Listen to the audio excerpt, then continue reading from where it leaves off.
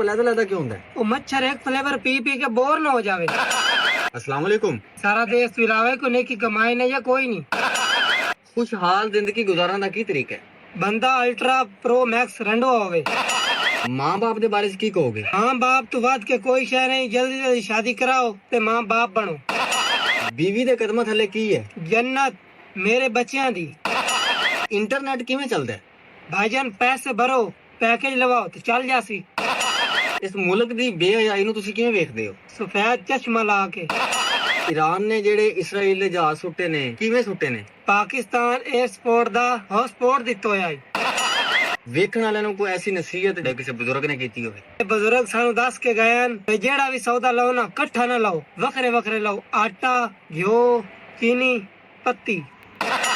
दुनिया दा जालिम हुक्मरान कौन है? बेगमा क्यों दे बंदे ते जुल्म राज के करेंदियां, रोवण जरी नहीं देंदियां।